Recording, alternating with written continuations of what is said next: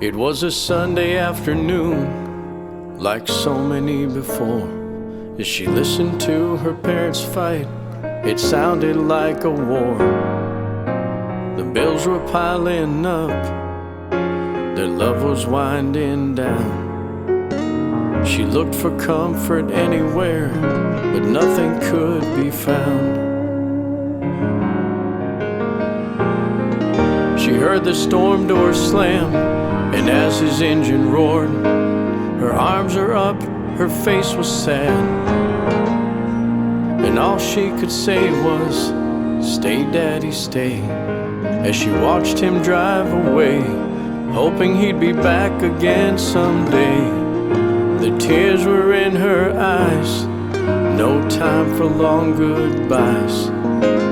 She had the choice to understand or grow up with despise.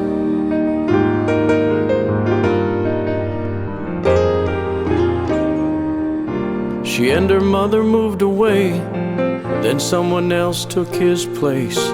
Her love turned to resentment, till she forgot his face. When he called, she didn't answer.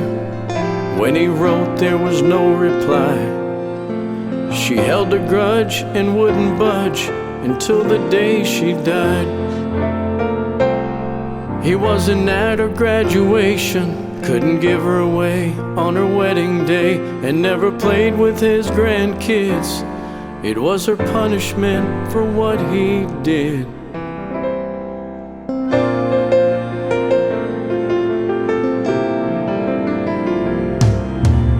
One day her mother called to say that Dad was at his end. He'd overdosed and left a note. He didn't want to live. She went as fast as she could drive, held his hand all day and night, regretting what she put him through and trying hard to make it right. Her anger turned to desperation, and all she could say was, "Stay, Daddy, stay." Unconscious in a hospice bed for his final days. She didn't know if he could hear, but she didn't really care. She just kept on repeating it while he faded away. As she laid crying by his side, praying for one last goodbye. Just then, his eyes opened up wide, and he smiled as they slowly closed again for the very last time.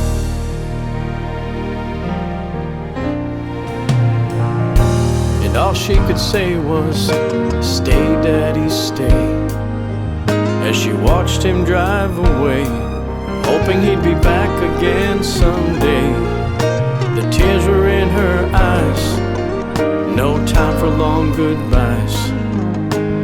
She had the choice to understand or grow up with despise.